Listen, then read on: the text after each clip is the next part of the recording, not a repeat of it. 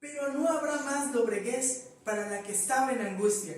Como en tiempos pasados, él trató con desprecio a la tierra de Zabulón y a la tierra de Neftalí, pero después la hará gloriosa por el camino del mar, al otro lado del Jordán, Galilea de los gentiles. El pueblo que andaba en tinieblas ha visto gran luz. A los que habitaban en tierra de sombra de muerte, la luz ha resplandecido sobre ellos. Multiplicaste la nación, aumentaste su alegría. Se alegrarán en tu presencia, como con la alegría de la cosecha, como se regocijan los hombres cuando se reparte el botín. Porque tú quebrarás el yugo de su carga, el báculo de sus hombros, la vara de su opresor, como en la batalla de Madián.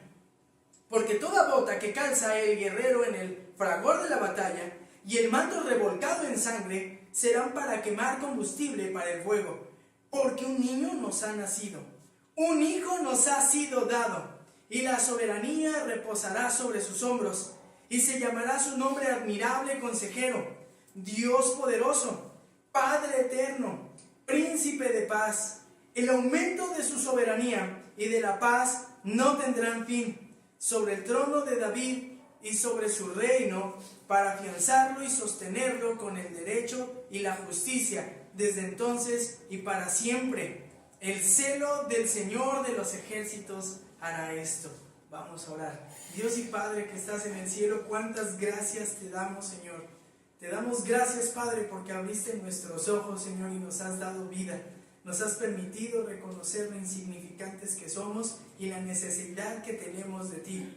Y es verdad, Padre, glorioso es tu Hijo, a quien anunciaste su venida. ¿De quién anunciaste su venida? De quien se humilló y vino a este mundo a vivir como uno de nosotros, que vivió una vida perfecta, que se humilló hasta lo sumo para morir como el más grande de los malhechores. El más justo hombre murió como el peor de los criminales. Todo para cargar nuestro pecado, ser tratado como pecador por tu parte, Padre, y después así reconciliarnos contigo. Ayúdanos, Señor, a entender tu palabra. Ayúdanos a ver lo preciosa que es, Señor. Permíteme ser un instrumento, déjame ser claro, Señor. Trae a mi mente todo lo que he leído. Permíteme explicar, Señor, claramente, usando todo el conocimiento que me has dado. Gracias, Padre, por tu amor. Que glorificado seas tú y tu Hijo Jesús. En el nombre precioso de Cristo Jesús oramos. Amén. Pueden tomar su lugar, hermanos. Isaías capítulo 9. Isaías es un libro difícil, es un libro demandante. Y le voy a explicar la razón. Si usted a lo mejor piensa en qué libros de la Biblia tenemos que presentan de las mayores grandezas o capacidad, que muestran la mayor capacidad literaria, seguramente usted dice poéticamente Salmos, ¿no? Salmos es enorme, y a lo mejor viene a su mente otro libro más, pero déjeme decirle, o Génesis, o puede pensar en Éxodo, porque está dictado por Dios, ¿no? Pero déjeme explicarle que el libro de Isaías es sumamente enorme, sí en contenido, en extensión, pero es enorme por la capacidad que tiene Isaías para escribir. Él utiliza más gama de palabras que cualquier otro autor del Antiguo Testamento, supera los Salmos, y Salmos no fue escrito por un solo hombre. Salmos fue escrito ¿por qué? Por muchos hombres. Este hombre, Isaías, era un hombre en verdad preparado, estudiado, que vivió cerca del año 750 antes de Cristo, que vivió en el reino del sur, en Judea, que muy probablemente tenía esta capacidad literaria para escribir. ¿Por qué? Porque era de la corte, era de la clase social alta el profeta Isaías. Y cuando él andaba ahí ministrando, en algún momento el Señor se le apareció, quemó sus labios. Alguna vez estudiando, leyendo y hasta platicando esto, figurado o literal, pues lo más probable es que haya sido literal. Dios le quemó la boca y le dejó la marca en la boca de Isaías para ver su inmundicia, y que él tuviera este recordatorio de por vida que había visto a Dios y había sido llamado por Dios. Así es que este hombre Isaías de la corte es llamado a ser, de la clase social alta, es llamado a ser profeta, y Dios le utiliza de una manera muy peculiar, porque tuvo oportunidad de acercarse con los reyes, estaba ahí, era casi consejero de los reyes. Así es que este hombre fue realmente importante, fue un revulsivo para la vida del pueblo de Israel y vivió en un momento muy complicado, muy complicado. Le voy a explicar la razón en cuestión de 2 minutos. Ponga atención, estamos en Génesis con Abraham. Abraham tiene a Isaac, tiene a quién, a Jacob, y Jacob tiene 12 hijos que se van 430 años ¿a dónde? A Egipto. Abraham, año 2000, 1500 más o menos, las 12 tribus en Egipto salen, regresan a la tierra prometida y conquistan. Entra Josué, más o menos, año 1300, y se establecen ahí, tienen un periodo de jueces, donde cada quien hace lo que quiere. 300 años, llegamos al año 1000, y cerca del año 1000 se funda la dinastía monárquica del reino de los judíos, de Israel. Un solo rey con Saúl, al cual es tomado como un rey pues apartado, no con el corazón de Dios. Dios lo desecha, y ¿quién viene a reinar? David. Y cuando reina David, su hijo Salomón hereda el reino y hace la extensión más grande del reino, pero su corazón, pregúntele a los niños, su corazón se desvía. Y este hombre que se desvía, después de tiempo, se le divide el reino y se forman 2 reinos. El del norte llamado Israel con capital en Samaria, y el del sur llamado Judá con capital ¿en dónde? En Jerusalén, exactamente. Y estos 2 reinos se caracterizan porque el reino del norte tiene reyes que son muy malos, paganos, idólatras, y ahí había rey que era el peor, de lo peor, de lo peor y de lo peor, ¿no? Entonces no hubo ni uno que se salvara. Y estos reyes del norte provocan que el pueblo se desvíe, se vuelva idólatra, y cerca del año 722 venga otro pueblo del norte. ¿Se acuerdan del pacto de la ley? Si tú me obedeces, te bendeciré, pero si me desobedeces, te maldeciré. Desobedecieron, fueron idólatras, vinieron y se los llevaron lejos. ¿Quiénes? Los asirios, año 722. Y el reino del sur se salvó porque fue fiel. No, válgame, no fue nada fiel, hermanos. Miren que no estamos tan lejos a veces de los pobres, ¿no? Pero no fue tan fiel. Se caracterizó porque venía un rey bueno, uno malo, uno medio malo, muy malo, y venía otro que revolucionaba la vida espiritual, que buscaba a Dios. Reyes como Josías, Ezequías. Pausa. Eso prolongó la estancia del pueblo del reino del sur, la dinastía de David. Era necesario que quedara porque se había hecho un pacto Dios con David. ¿Cuál era el pacto? Pregúntele a los niños, ¿cuál fue el pacto con David? Ya lo saben, hermanos, están aprendiendo eso. Que Dios le iba a dar un heredero que reinaría por siempre. Y en palabras de Manuel es, ¿por siempre? ¿No iba a morir? No iba a morir.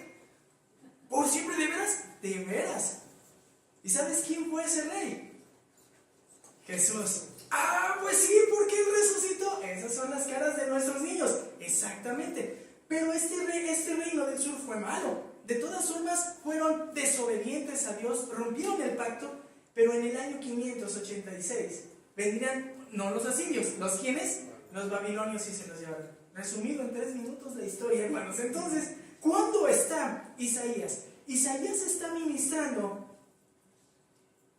casi en el momento en el que los asirios vienen a conquistar a Samaria. Entonces, déjenme explicarle qué es lo que sucede. ¿Qué entendemos en Isaías capítulo 9? ¿De qué trata el texto? Respire, escuche. ¿De qué trata? El texto explica cómo el profeta Isaías informó al reino del sur, es decir, al reino de Judá, a través de una profecía que no sería conquistado por sus enemigos. Es decir, este texto, cuando usted y yo lo leemos, entendemos que el pueblo de Israel, el pueblo del reino del sur, Judá, recibió la noticia a través del profeta Isaías de que no sería conquistado por sus enemigos. Ahora, pausa. ¿Quiénes eran sus enemigos? Me va a decir, bueno, si usted y yo vamos hacia atrás, vamos al capítulo 7, por favor. Vamos al capítulo 7. Vea lo que dice el capítulo 7, verso 1 y 2. Y aconteció en los días de Acaz, hijo de Jotam, hijo de Usías, rey de Judá, subió Resín, rey de Aram, con Pecá, hijo de Remalías, rey de Israel. ¿Quién es el rey de Aram? El rey de Aram son los sirios. Ojo, no se confunda. Unos son los sirios y otros son los asirios. Es más, si usted le llegó un mapita por ahí, el día de hoy lo puede sacar, porque ahí lo va a observar. El rey de Aram son los sirios, y con Pecá, hijo de Remalías, rey de Israel. ¿Se acuerda que le dije que se dividieron los reinos? Al sur estaba la dinastía de David, el reino del sur o el reino de Judá. Y al norte estaba el reino del norte o el reino de Israel. De las 12 tribus de Israel, 12 quedaron en el reino del sur. ¿Quiénes fueron?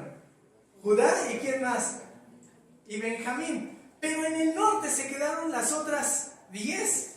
Efraín, Manasés, Gad, Aser, Zabulón, Neftalí, todos ellos. Pero ¿cómo se peleaban si eran hermanos? Hermanos, ¿cómo no se van a pelear? Si el corazón del hombre se corrompe, hermanos, se corrompe. ¿Por qué viene? ¿De dónde vienen las guerras? Dice Santiago, del corazón del hombre. Pues estos no se iban, no, si son mis hermanos, ¿cómo nos vamos a pelear? No, se peleaban y no se querían y se buscaban tener dominio. ¿Entiende por qué se alió el rey de Aram, Siria, con Pecá, hijo de Remalías, rey de Israel? Dice, hijo de Jotam, hijo de Usías, rey de Judá, subió Resín, rey de Aram, con Pecá, hijo de Remalías, rey de Israel, a Jerusalén, para combatir con ella, pero no pudieron tomarla. Fíjese muy bien, fueron a hacer guerra hasta Jerusalén y no pudieron tomarla. ¿Cuándo sucede esto? Hermanos, cerca del año 750, más o menos por ahí. Vaya más o menos poniendo atención. Y se dio un aviso antes de Cristo, por cierto, y se dio aviso a la casa de David diciendo, los arameos han acampado en Efraín, es decir, al norte, en donde estaba el reino del norte, el reino de Israel, en las tierras de Pecá, y se estremeció el corazón del rey y el corazón de su pueblo, como se estremecen los árboles del bosque ante el viento. Es decir, estos dijeron, ya nos vieron a conquistar, ¿qué vamos a hacer? Estaban como, hermanos, diríamos, paniqueados. ¿Están de acuerdo, hermanos? Estaban todos temorosos. Imagínense que Estados Unidos dijera, vamos a ir a conquistar México. Usted estaría así, no, bien tranquilo. No, hermanos, y sí hay comparación, porque Siria era probablemente la potencia mundial de ese tiempo. Es como si le dijeran a México, te vamos a ir a invadir, y nosotros con nuestro escuadrón, bueno, 201, que está muy bien, pero no está la última tecnología como los grandes ejércitos coreanos o los chinos. Pues estaban temblorosos, hermanos, por eso la descripción. Y observe, entonces el Señor dijo a Isaías, sal ahora al encuentro de Acaz. Era un profeta, pero era de la clase social alta. Por tal razón, ¿qué podía hacer? Acercarse al rey. Ve con Acaz, tú y tu hijo Sear-Jasub, al extremo del acueducto del estanque superior en la calzada del campo del batanero. Y dile, esté alerta y ten calma.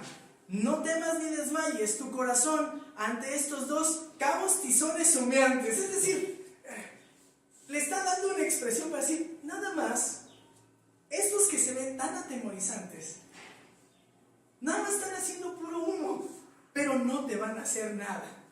Ahora, ¿quién se acercó a hablarle? ¿A Acaz? ¿Isaías? Sí, pero Isaías no venía hablando por sí. Isaías venía hablando en el nombre de ¿quién? De Dios. Ahora, pues hermanos, se requería fe, ¿no? Para decir, pues estos vienen con todo su ejército, todo su poder, vienen a conquistarnos. Los sirios eran muy crueles. Descripciones históricas describen lo siguiente: llegaban, conquistaban, mataban, saqueaban, abrían los vientres de las mujeres, sacaban a los niños, los estrellaban. Y de todo eso hay registro arqueológico, hermanos. No estoy mintiendo, hay registro arqueológico comprobado, en tablillas y en inscripciones comprobado. O sea, ellos sabían por qué tenían miedo. Lo que les estoy queriendo dar a entender era la situación. Estaban temerosos, por eso Acaz y el pueblo estaban en pánico. Ojo, 7:5. Porque Aram ha tramado contra ti, junto con Efraín y el hijo de Remalías, diciendo, subamos contra Judá, aterroricémosla, hagámonos en brecha en sus murallas y pongamos por rey en medio de ella al hijo de Tabel. Así dice el Señor Dios, no prevalecerán ni se cumplirá. Ojo, Isaías no dice, pues yo te digo que no van a poder. No, él dice, así dice el Señor. Lo que vas a oír es lo que afirma el Señor. Aunque los veas poderosos, Ellos no van a poder prevalecer contra ti. Y usted aquí tiene que ir a recordar, para este tiempo ya estaban escritos los salmos. Estos confían en carros y en caballos, más nosotros. ¿Se da cuenta? Tiene que ponerse en las sandalias y en la túnica de un judío del año 750 a.C. para decir cómo estaban, pero qué les podía dar aliento. Y dicen, vienen con todo, pero dice el Señor que no. Bueno, ¿qué sucede? No prevalecerán. Verso 8. Porque la cabeza de Arán es Damasco y la cabeza de Damasco es Resín. Y dentro de otros 65 años Efraín será destrozado, dejando de ser pueblo. Aquí Isaías lo que les está diciendo es, mira, ni te espantes. Pero Efraín, el reino del norte, que son tus hermanos, descendientes de Abraham, se han olvidado de mí. Por tanto, yo traigo juicio sobre ellos. Les está diciendo que va a venir otro pueblo y los va a destruir. La capital de Asiria, del reino del norte, que es Samaria, sería destruida. ¿Por quién? No por los sirios. Aquí están sirios y el reino del norte de Israel peleando contra Judá. Pero venía otra potencia en crecimiento, los asirios. Y Judá, hermanos, estaba ahí, vamos a hablar en nuestros términos, tenía una condición geopolítica muy difícil. ¿Por qué geopolítica? Porque estaban geográficamente en un lugar donde la política a nivel internacional se estaba moviendo. Siria era un imperio fuerte, estaba aliándose ¿con quién? Con el reino del norte y con Egipto, y querían detener el crecimiento de Asiria. Y Judá estaba, el reino del sur, Judá estaba muy en sintonía con Asiria, teniendo relaciones de comercio y políticas. Entonces, como ellos dicen, pues el único que nos corta paso del norte al sur hasta Egipto es Judá, ¿qué tenemos que hacer? Ir y conquistarla. Hermanos, la Biblia es un libro que describe lo que pasó. Quiero que observe eso. Ahora, vean lo que va a suceder, ya que tenemos ese detalle. 10. Y el Señor habló de nuevo a Acaz diciendo, pide para ti una señal del Señor, tu Dios, que sea tan profunda como el Seol o tan alta como el cielo. Imagínense que Dios se le acercara y le dijera, voy a hacer algo. Lo voy a hacer, pídeme una señal, lo que quieras. Oye, hermanos, pues no sé si usted diría, pues sí, quiero esto. No es lo que dice Acaz. No pediré ni tentaré al Señor. Y uno a simple lectura uno dice, pues está bien, qué fe, no necesita prueba. Pero si el Señor está dando la instrucción, ¿qué tenía que hacer Acaz? Pues pedir la señal. ¿Está de acuerdo, hermanos? Porque es instrucción del Señor. Pide la señal que quieras, yo la voy a cumplir. Y como Él no pide la señal, vea lo que pide, vea lo que dice el Señor. 13. Entonces Isaías dijo, oíd ahora, casa de David, ¿qué parece poco cansar a los hombres, que también cansaréis a mi Dios? Más bien la falta de señal, más bien parece que una cualidad de fe parece una falta de fe. Porque, ¿cómo te va a pedir señal si está muy difícil lo que me dices? Vienen dos ejércitos enormes. Y vean lo que dice el Señor. 13. Por tanto, el Señor mismo os dará una señal. He aquí viene una virgen y dará a luz un hijo y le pondrá por nombre Emmanuel. Comerá cuajada y miel hasta que sepa lo suficiente para desechar lo malo y escoger lo bueno. Porque antes que el niño sepa desechar lo malo y escoger lo bueno, será abandonada la tierra cuyos reyes tú temes. Es decir, le dice, van a ser un niño. Y ese niño, cuando crezca, antes de que él crezca y coma la cuajada y coma todo esto, se empiece a valer por sí mismo, estos dos reyes que te están espantando se van a retirar.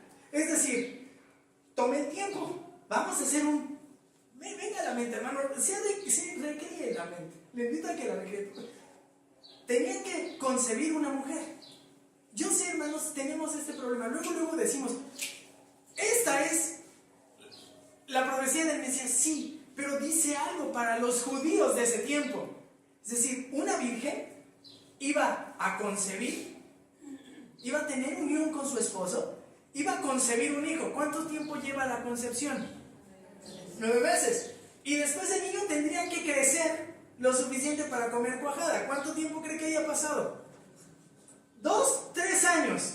¿Cuánto tiempo iban a pasar aproximadamente? Entre 3 y 4 años. Le dicen, mira, tan cierto, así lo ha dicho el Señor, que una virgen va a tener un hijo. Van a pasar de 3 a 4 años y esos reyes se van a haber ido. Y yo creo que Acaz, así con la falta de fe, le he dicho, no señor, no tanto tiempo, llévatelos ya. Pero lo que él no sabía es que estaba Dios en este momento dando un anuncio de algo que iba a suceder, pero que viene a apuntar un reto importante que tiene Isaías, lo que le llaman la visión profética. Usted ve, no sería así, mejor así, porque así no parece la misma, no de acuerdo allí, pero así, parece un solo evento, ¿no? Pero cuando usted lo ve de lado, ¿cuántos eventos son? 2. Isaías anuncia que van a ser un niño, pero Dios al darle esta profecía también está apuntando a otro niño. Y usted sabe quién es ese niño. Bueno, ese niño se describe precisamente en el 9:7. El aumento de su soberanía de la paz no tendrá fin sobre el trono de David, sobre su reino, para afianzarlo y sostenerlo con el derecho y la justicia desde entonces y para siempre. El celo del Señor de los ejércitos hará esto. ¿Y cómo dice el 6? Y la soberanía reposará sobre sus hombros y se llamará su nombre admirable, consejero, Dios poderoso, Padre eterno, príncipe de paz. Ahí está la descripción. Ahora, quiero que usted me acompañe. Verso 1 del capítulo 8. Los primeros 3 versos. Porque ya dijimos, esa es la situación. Viene un imperio a conquistar a los judíos del sur, al reino del sur, al reino de Judá. Y le dice el Señor, no te atemorices, porque yo los voy a mandar lejos. Vamos con calma, síganme, denme un tiempo, va a ver que vamos a ir rápido, pero acompáñenme.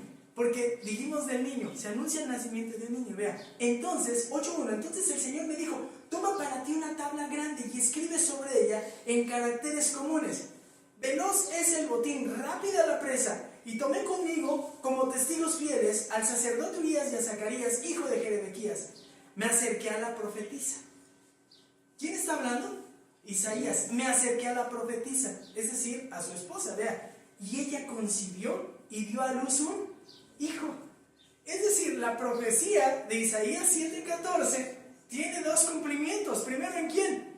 En el hijo de Isaías, que iban a nacer, y antes de que comiera cuajada, tendrían que irse estos 2 reinos que estaban ejércitos grandes atemorizando a Judá. Vea, ponga atención. Y ella concibió y dio a luz un hijo, y el Señor me dijo, y ponle por nombre a tu hijo. Ahí tiene un nombre si lo quieras para su hijo. Maher Zahalal Hasbaz Baz. Dios, ándele. ¿Qué quiere decir eso? Veloz es el botín, rápida es la presa. Es decir, este niño, hijo de Isaías, otra vez, Maher Zalal Hasbaz, era un recordatorio vivo de la gracia de Dios, diciéndole al pueblo de Judá, te dije que ese niño iba a nacer, y antes de que cumpla cierta edad, estos temores que tú tienes, por lo cual te estremeces como árbol, ¿qué crees? Se van a ir. Y es en medio de ese contexto, de esa opresión que tiene el pueblo de Israel, el pueblo de Judá, perdón, el reino del sur, que entonces se da el capítulo número 9. Sigue explicando, es que vienen sobre ti, sí. Bueno, pero aquí hay un puente de tiempo. Fíjese muy bien. Pero no habrá lobreguez para el que estaba en angustia, como en los tiempos pasados. Él trató con desprecio a la tierra de Zabulón y a la tierra de Neftalí. ¿Sabe cuál es un problema que tenemos cuando leemos la Biblia? Que pensamos que las cosas son totalmente secuenciales, que van una tras otra y que es rápido. No, el capítulo número 9, seguramente ahí el hijo de Isaías, Maher, dejémoslo nada más en Maher, ya estaba grande. ¿Por qué? Porque vean lo que dice el texto. Pero no habrá más lobreguez u obscuridad para la que estaba en angustia, como en tiempos pasados. Él trató con desprecio a la tierra de Zabulón y a la tierra de Neftalí, pero después la hará gloriosa por el camino del mar al otro lado del Jordán. Ay, pausa, Isaac, ¿por dónde vas a empezar? Bueno, lo explica el texto. Ponga atención. Yo le dije que el reino judío se dividió en 2, y el reino del norte, Israel, se corrompió, se volvió totalmente, ¿qué? Idólatra, se perdió. Y entonces, al romper el pacto, Dios lo que hizo fue llamar a juicio y traer a los asirios. Él se había aliado con Siria. lo que sucedió años más adelante es que los asirios combatieron contra los asirios contra los sirios y ganaron. Y cuando los asirios vieron que el otro pueblo, el reino del norte, Israel, no se quería sujetar a ellos y que habían tramado en contra de los asirios, ¿qué hizo? Se fue con todo y en el año 722 destruyó el reino del norte. Y vino el juicio por todos los reyes idólatras y por todo el pueblo idólatra que había tenido el reino del norte. Los que eran fieles y no se quedaron adorando a los ídolos, ¿a dónde cree que se fueron? Se fueron a buscar refugio al reino del sur, donde se seguía practicando la adoración en el templo a Dios, al único Dios verdadero. Así es que en las dos tribus, en el reino del sur se encuentran representadas ¿quiénes? Todas las tribus de Israel, hasta el día de nuestra fecha. Ahora, ¿por qué eso tiene que ver con nosotros? Vamos con calma. Quiero que lleve con calma esto y le voy a explicar la razón. Porque esta profecía de Isaías capítulo 9, del 1 al 7, nada más vamos a ver los primeros los 5 versículos primeros, es lo siguiente: es una respuesta inesperada de parte de Dios a su pueblo. Es una respuesta totalmente inesperada. Este pueblo lo que quería era sacudirse la presión. Ellos querían una respuesta inmediata, una acción inmediata, y Dios dice: no, no es inmediato, va a llevar su tiempo, pero tienes que confiar en mí. Es seguro que lo voy a hacer, confía en mí, yo lo voy a hacer. Y para el capítulo 9, ya no solamente vemos, no solamente estamos observando que ya no están esos dos reinos, Siria e Israel, sino que ahora Dios está diciendo: pero no habrá más dobleguez. Es decir, ¿qué describe el verso capítulo 9, versículo 1? Describe lo siguiente: pero no habrá más obscuridad para la que estaba en angustia, como en tiempos pasados. Él trató con desprecio a la tierra de Zabulón y a la tierra de Neftalí. Zabulón y Neftalí, ¿en dónde se encontraban? En el reino del norte. ¿Por qué Dios trató con desprecio a estas dos tierras? Porque se habían corrompido a la idolatría, porque no fueron fieles a Dios. Y aquí viene lo primero que usted y yo tenemos que entender: Dios es un Dios celoso. Dios no está dispuesto a que usted finja llevar una vida de adoración a Dios y después aquí usted diga: yo soy adorador de Dios, pero con mi vida totalmente estoy descartando esa verdad.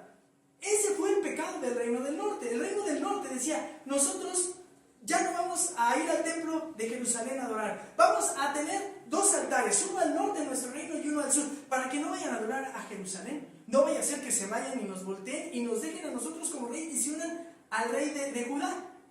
Y le hicieron dos becerros de oro. Pregúntenle a los niños que ya lo vieron en clase. Y lo que sucede ahí es lo siguiente: les dice Jeroboam: estos son tus dioses que te sacaron de Egipto, adóralos. Y todos los demás reyes continuaron la misma práctica. Decían ser adoradores de Dios, pero eran unos viles idólatras. Eran unos viles idólatras. Y hermano, aquí viene una cuestión muy delicada para cualquier persona que dice creer en Dios en todas las épocas de los tiempos. Puede decir que es un creyente genuino y es un idólatra. Hay cosas que pueden ser más relevantes para Dios que Dios para su vida. Muchas otras cosas. ¿Qué roba tu pensamiento? ¿Qué roba tu tiempo? Si hay algo que roba tu pensamiento y tu tiempo, eso es más importante que Dios. Si eso roba tu tiempo, tu esfuerzo, tu mente, y no te distrae y te la quita de Dios, eso es tu ídolo, eso es tu Dios. Bueno, pues Dios no se anda con juegos. Este pueblo que idólatra terminó siendo ¿qué? Raído. ¿Y sabe cuándo regresó? ¿Sabe cuándo regresó? Las 10 tribus del norte nunca más regresaron. ¿Ya vio por qué dice? Pero no habrá más obscuridad, dobleguez, para los que estaban en angustia. En tiempos pasados, Él trató con desprecio a la tierra de Zabulón y ¿de quién? De Neftalí. Cuando esto sucede, esos dos que amenazaban a Judá ya no estaban y habían sido tratados de la peor forma por Dios. Dios ejecutó un juicio severo sobre estas naciones, se los llevó, los destrozó y no regresaron más. Ahora, ¿qué sucede con todo ello? Bueno, sucede lo siguiente: que cuando vino Tiglat-Pileser, hermanos, de verdad los deshizo. Abusó de las mujeres, mató a todos los jóvenes, se llevó unos cuantos, los repartió por todo el mundo, y como no eran fieles a Dios, se empezaron a unir a las otras personas que adoraban ídolos, y a los poquitos que dejó trajo a otras personas de otras naciones y los dejó ahí, y entonces hubo una mezcla de judíos con personas de otras naciones, y pues si eran idólatras, mezclaron la adoración a Dios con ahora los nuevos ídolos, y ¿qué hicieron? Una nueva religión. Y toda devoción adulterada termina siendo ¿qué? Idolatría, no es adoración a Dios genuino. Por esa razón es que los judíos, ¿qué, hermanos? Veían a los samaritanos, a los que vivían en el norte, ¿cómo? Como judíos de segunda. Y decían, no, pues no, ¿cómo crees? ¿Cómo crees? No. ¿Eres de Galilea? ¿Eres del norte? Has de ser un idólatra. Has de ser un de lo peor. ¿Se dan cuenta por qué evitaban dar la vuelta y pasar por Samaria? ¿Se dan cuenta por qué Natanael, cuando dice Felipe, hemos encontrado a quién? A Jesús de Nazaret. Él es el Mesías. ¿De Nazaret puede salir algo bueno? Pues porque Nazaret estaba ¿en dónde? En Galilea. Entonces no había esta situación con los judíos del sur. Ahora, ¿qué sucede? ¿Qué sucede? Ponga atención. Solamente leo un versículo. Segunda Reyes 15:29. En los días de Pekah, rey de Israel, vino Tiglat-Pileser, rey de los asirios, y tomó a Abel-Bet-Maaca, Janoa, Canes, Azor, Galat, Galilea y toda la tierra de Neftalí, los llevó cautivos. La misma Biblia da testimonio de lo que le estoy comentando. Ahora, ¿qué más sucede? ¿Qué más sucede? En Mateo 4, versículos 12 al 14, cuando Jesús oyó que Juan estaba preso, se volvió a Galilea, y dejando a Nazaret, vino y habitó en Capernaum, ciudad marítima, en la región de Zabulón y de Neftalí, para que se cumpliese lo dicho por el profeta Isaías cuando dijo. ¿Qué dijo? Lo siguiente: pero después la hará gloriosa por el camino del mar, al otro lado del Jordán. ¿Galilea de qué? De los gentiles. Pues para Isaías había cosas para Isaías y la gente en ese tiempo había cosas que se cumplían literalmente y al momento, pero otras no. A ellos no les tocó ver que la tierra de Zabulón y de Neftalí, lo que era Galilea, fuese hecha gloriosa. No les tocó. Se quedó ahí.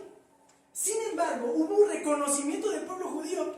¿Por qué? Porque dijeron, es verdad, Isaías dijo que antes de que ese niño, Majer, creciera, estos dos se iban a ir. Entonces se cumplió una parte, pero falta la otra. Y aquí usted puede ver o una serie de datos, o puede ver algo más relevante. Puede ver que Dios confirma su gracia. Le voy a explicar la razón. Porque dice el profeta Isaías, yo la haré gloriosa por el camino del mar, al otro lado del Jordán, Galilea de los gentiles. Si usted saca sus mapas del celular, va a ver que la tierra del norte estaba al norte del lago de Galilea. ¿Ya vio por qué dice? Por el camino del mar. Del otro lado del Jordán, arriba estaba Neftalí, Zabulón, Dan. Pero del otro lado del Jordán estaba ¿qué? Media tribu de Manasés.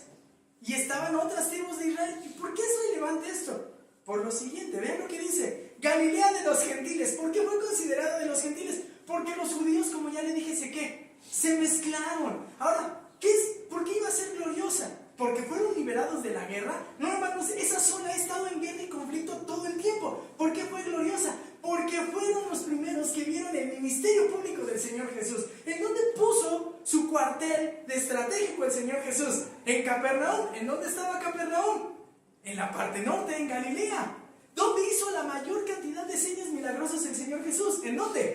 En Galilea. ¿En dónde resucitó? ¿En dónde alivió a la suegra de Pedro? En Galilea. ¿En dónde cruzó el mar para sacarle a 2 endemoniados, y uno de ellos con una legión de endemoniados? Todos los demonios, y cuando lo vieron, se postró el endemoniado y dijo: ¿qué haces? ¿Qué tienes con nosotros? ¿Por qué vienes a atormentarnos?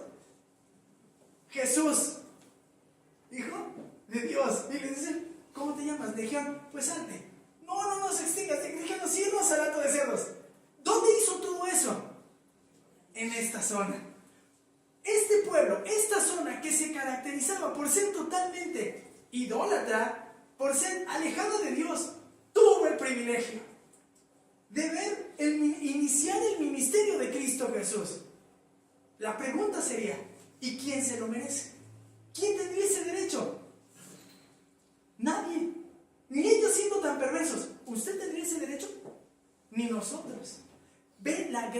Dios.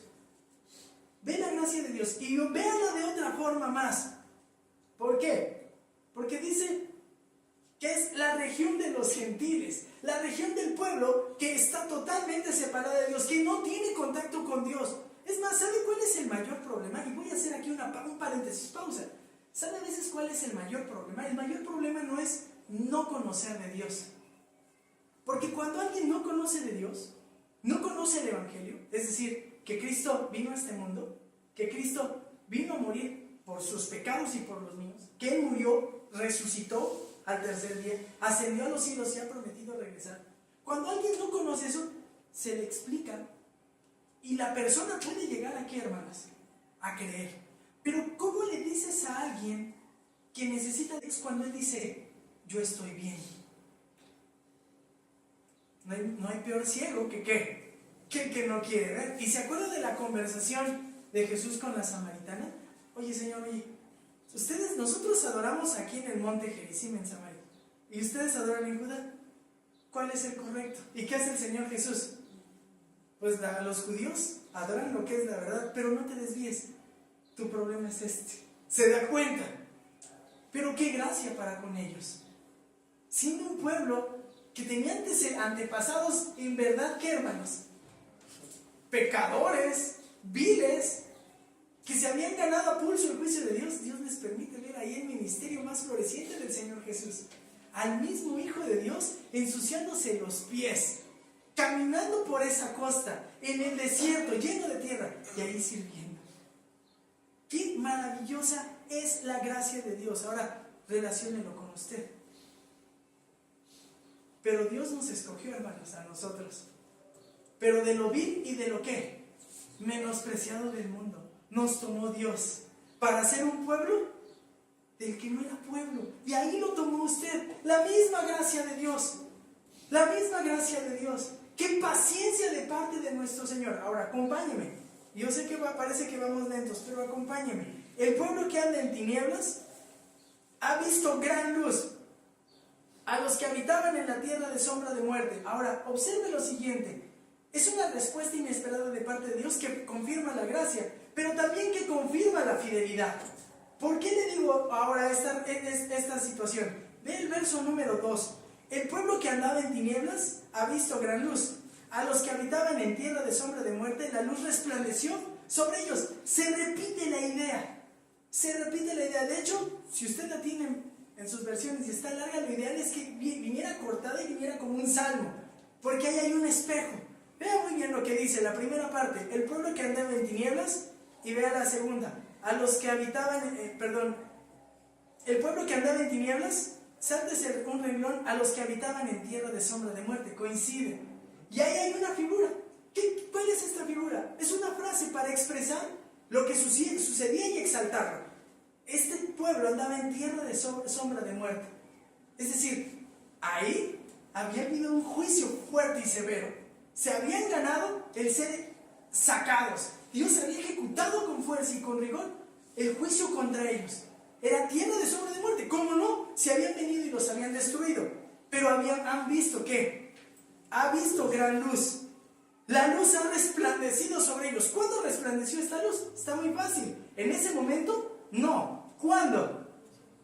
750 años después. Ahora, usted puede ver esto y usted puede decir, wow, es un dato más. Puede decir, no cabe duda que Dios lleva con control y perfecto cuidado lo que va a suceder. Y ha dejado todo esto para que usted se aliente. ¿Sabe una cosa? ¿Sabe cuál es un detalle bien precioso de Isaías? Por lo cual nos animaríamos a estudiarlo. Es el profeta que sus profecías le dicen son totalmente literales. Literales. Las que se han cumplido son literales. Hermano, ¿esto es literal o no? Este pueblo que andaba en sombra de muerte vio gran luz, ¿sí o no? Vio al Mesías. Vio cómo, ¿se acuerda de hace 8 días? Cómo resolvió el problema en una boda e hizo casi 700 litros de vino. Vio gran luz. Hermanos, si estas profecías se han cumplido al pie de la letra, las que están por venir, ¿qué cree que va a suceder? La lógica es ¿cuál, hermanos?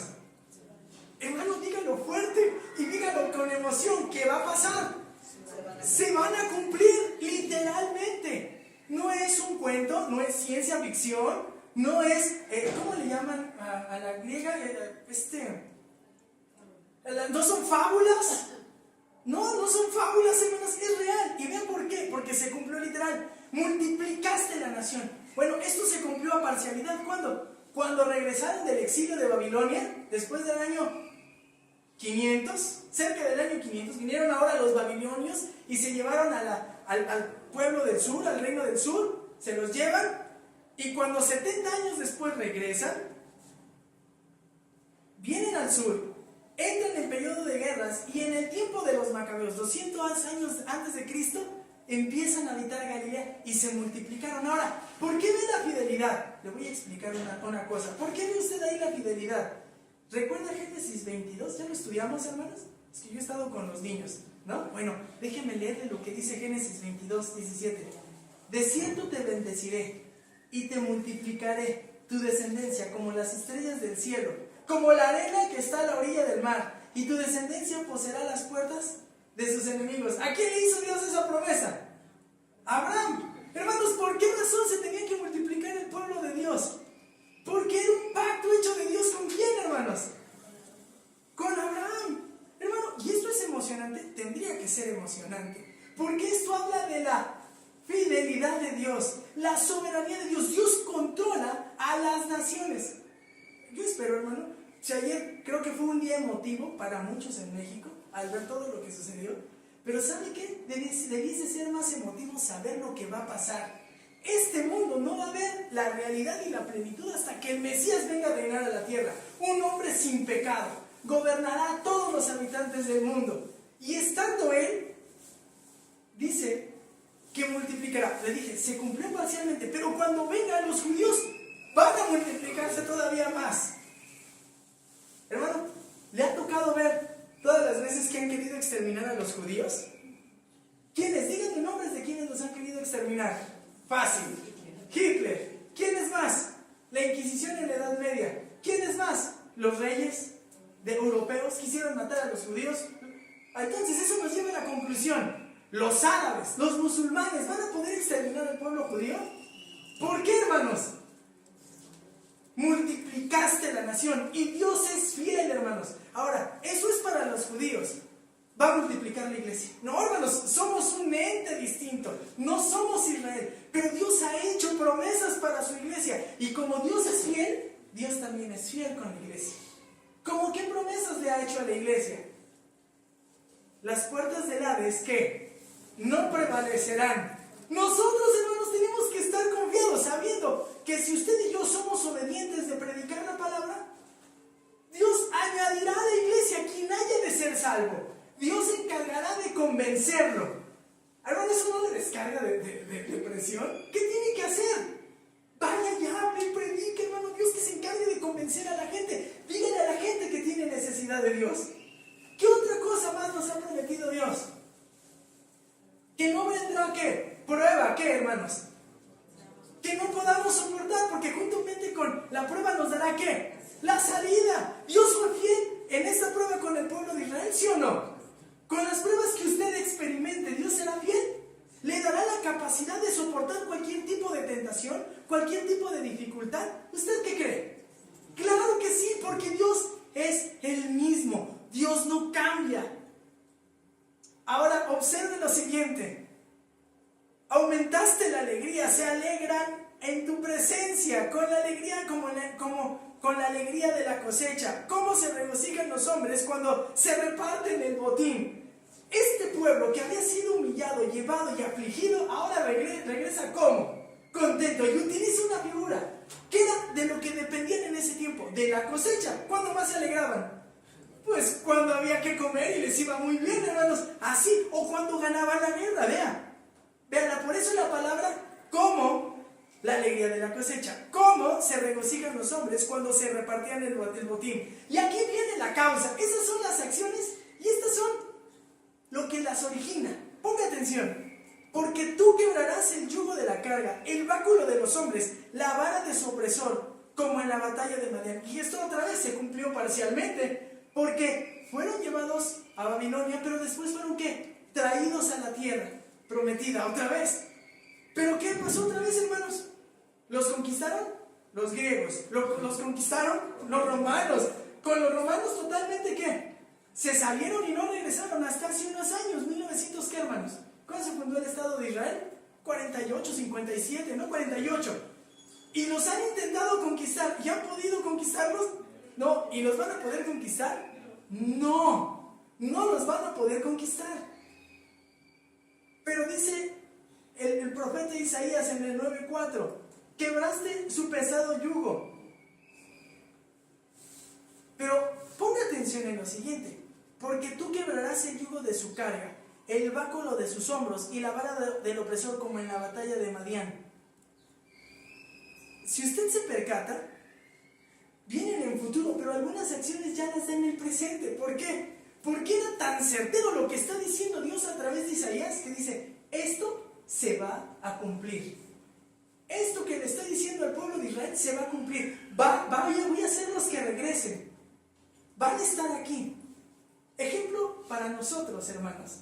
Porque esto es para los judíos, pero nosotros esto, ¿cómo se relaciona? Mire, yo le voy a decir una cuestión bien importante. Sabemos que el Señor Jesús, ¿qué? Va a venir. Y la Biblia en muchas ocasiones dice que ya es un hecho consumado. Va a ser. El Señor tiene que regresar, hermanos. El Señor tiene que regresar, porque esto lo está describiendo toda esta parte como un hecho consumado. Se alegrarán en tu presencia, como la alegría de la cosecha, cuando se regocijan los hombres cuando se reparten. Porque tú quebrarás el yugo de su carga, el báculo de los hombros y la vara del opresor, como en la batalla de Madián. Porque toda bota que calce el guerrero en el fragor de la batalla y el manto revolcado de sangre serán para quemar, combustible para el fuego. ¿Se da cuenta? Anuncia cosas, pero ya se dan por hecho. Y aquí viene otra cosa. Dice, como en la batalla de Madián. ¿Cuál es esa batalla de Madián, hermanos? Si usted no ha leído Jueces, lo tiene que leer. Porque la batalla de Madián está citando Jueces, capítulo 7, cuando Gedeón sale a pelear ¿contra quiénes? Contra los madianitas. Y aquí viene una cosa excelsa. Quiero que ponga atención, ¿por qué? Porque Gedeón salió con un gran ejército. ¿Y qué le dijo el Señor? Son muchos, regrésalos. No, pues son aquellos, los madianitas son un montón, ¿no? Los madianitas, ¿no? ¿Cómo van? Vienen como plaga de langostas. Regrésalos. ¿Confía en quién? En mí. Y entonces Gedeón hace todo lo necesario, torpemente, ¿para qué? Para quedarse con un grupito. ¿Y usted ha visto cómo los conquistan? Una estrategia de guerra que si a alguien se le ocurre, seguramente lo mandan colgar, ¿no? Ponen antorchas dentro de unas vasijas, espérense a que llegue el momento, toquen el cuerno, rompan las antorchas y ganaron. ¿Y qué pasó, hermanos? Ganaron porque se confundieron aquellos, vino el espanto del Señor, todos empezaron a matar y ya más llegaron al campo de batalla y ya estaban todos muertos. Así fue. ¿Qué está queriendo decir? Está queriendo decir el texto lo siguiente: porque tú quebrarás el yugo, tú los quitarás de la esclavitud. Y vean cómo lo dice de tres maneras: el báculo de sus hombros y la vara de su opresor, como en la batalla de Madián. Es decir, no va a ser por algo que haga el quién, el pueblo. ¿Quién lo tendrá que hacer? ¿Dios es fiel o no es fiel? Hermanos, vean lo siguiente. Analice la historia del pueblo judío. Vino el Mesías y dijeron: vamos a matarlo porque no nos conviene que esté aquí. Y desecharon la gracia de Dios. ¿No se merecerían ser excluidos eternamente? Sí. Sin embargo, la gracia de Dios es tan abundante que son los invitados de las bodas del Cordero. Porque la novia es ¿quién? La iglesia. Ellos son los invitados de ser el pueblo elegido, y Dios tiene su pacto con ellos y lo realizará. Dios ahora los invita a las bodas. Es fiel. Y va a intervenir Dios para rescatarlos y salvarlos. Y ahora observen lo siguiente: porque toda bota que calce el guerrero en el fragor de la batalla y en el manto revolcado en su sangre será para quemar combustible para el fuego. Un pueblo que en ese lugar había sido tratado con desprecio porque llegaron y lo arrasaron, lo destruyeron, le dicen: pues no va a haber más guerra en tu lugar. Ahí donde estuvo Zabulón, donde estuvo Neftalí asentado, donde estuvo Manasés, donde estuvo Gad, donde estuvo Isaacar, que fueron los primeros conquistados por el pueblo sirio, que fueron tomados, llevados lejos y no volvieron a regresar. Todos esos que recibieron esa humillación, donde sus hombres fueron muertos, donde sus niños fueron atormentados, donde sus mujeres fueron vejadas y aparte fueron asesinadas y no dejaron rastro de ellos, pues en ese lugar van a ser establecidos y no va a haber guerra. ¡Wow! Dios no es un Dios como los hombres. Dios no miente. Y cuando Él hace un pacto con su hijo Abraham, con su siervo Abraham, no va a dejar ni una de sus palabras que caigan al suelo. Y Él le dijo: yo te voy a dar esta tierra, te voy a sentar aquí vas a vivir. Ese es el Dios de Abraham. ¿Pero qué cree? También es nuestro Dios.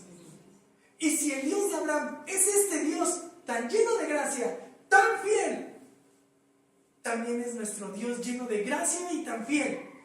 Es tan lleno de gracia que si usted ha pecado, sigue pecando. Pero si confesamos nuestros pecados,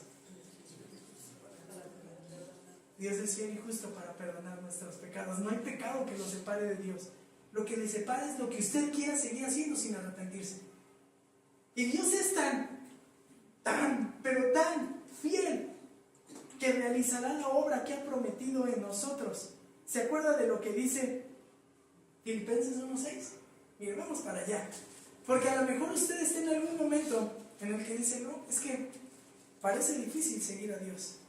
Bueno, no se preocupe, porque Dios es fiel. Estando convencido precisamente de esto, que el que comenzó en vosotros la buena obra, la perfeccionará hasta el día de Cristo Jesús. Y Dios es tan fiel que así puede dar respuesta a cada una de sus luchas y de sus problemas. ¿Con qué está batallando hoy, hermano? ¿Con qué está batallando hoy? ¿Siente que Dios no le puede perdonar? El perdón está al alcance de Dios, está al alcance de una oración. ¿Con qué está batallando hoy? ¿Cree que no puede seguir adelante en su crecimiento espiritual? Dios ha prometido que Él es el que nos ha elegido, Él es el que nos ha rescatado, Él es el que nos ha perdonado, Él es el que nos va a santificar y nos va a glorificar. Está al alcance de la oración. Acérquese a Dios. ¿Qué más necesita? ¿Tiene miedo? Porque hay enemigos que le atemorizan. ¿Qué tiene? ¿Hay alguien que le atormenta, que le amenaza? Póngalo en las manos de Dios. Porque tal vez esa persona es como un tizón humeante, que comparado con Dios no puede hacerle nada. ¿Con qué está más batallando? ¿Con qué más está batallando? ¿Tiene problemas de salud? Dios le dio salud al rey Ezequías más adelante, a través de su siervo Isaías. ¿Con qué está batallando? Económicamente. Buscar primeramente el reino de Dios y su justicia, dice el Señor, y todo lo demás vendrá. ¿Por qué? Por añadidura. ¿Contra qué está batallando? Porque lo que sea, siempre va a encontrar la misma respuesta de parte de Dios. Dios es lleno de gracia para con usted. No le da lo que merece, le da algo mejor. Y Dios también le confirma con todo momento de su vida que es fiel. Así es que cuando usted ve este texto, usted puede decir, histórico, o puede decir, es un texto con una respuesta inesperada de parte de Dios que nos enseña, que confirma a Dios su gracia con aquel que no lo merece. Ni usted, ni yo, ni nadie en este mundo merece la obra de Dios en su vida, pero por su gracia, porque nos da lo que no merecemos, es que Él actúa. Y cuando lo hace, Él se compromete tan firmemente con nosotros, que si nos ha llamado para que le busquemos, para que nos reconciliemos con Él, entonces nos reconciliemos eternamente y nos dispongamos a servirle, y Él nos dará la fuerza y la determinación para llegar así hasta que un día le veamos cara a cara. ¿Sabe qué? Esto no es un simple deseo, esto es una realidad, y va a oír por qué, y con esto cierro. Vean lo que dice 9:6. A un pueblo que sufría de guerras, todo esto se le dice. Porque un niño, aquí viene la principal de las causas. Porque un niño nos es, ¿qué? Nacido. Un hijo nos es dado. ¿Quién fue ese? ¿Esto se cumplió literal? Todo lo demás se cumplirá literal. ¿Quiere estudiar 9.6 y 9.7? Véngase de hoy en 8, porque no íbamos a poder terminar. Porque un niño nos es nacido, un hijo nos es dado, y la soberanía reposará sobre sus hombros, y será llamado su nombre, admirable consejero, Dios poderoso, Padre eterno, príncipe de paz. Oye, hermanos, yo espero que de hoy en 8 venga con las ganas de escuchar quién es ese niño. Creo que ya lo sabe. Creo que ya sabe el desenlace de la película. Pero a lo mejor lo que no sabe es cómo se desarrolla el desenlace. Así es que venga de hoy en 8. Hermanos, una respuesta inesperada de parte de Dios. Una respuesta inesperada que confirma su gracia. Una respuesta inesperada que confirma su fidelidad. Que así sea Dios en nuestras vidas, hermanos. Vamos a orar. Cierre sus ojos e inclinemos nuestro rostro. Oh Padre, cuántas gracias te damos. Qué impresionante es leer tu palabra. Señor, nos asombra cómo es que haya sido tan lleno de paciencia, de gracia para con un pueblo tan rebelde como el de los judíos. Nos asombra, Señor.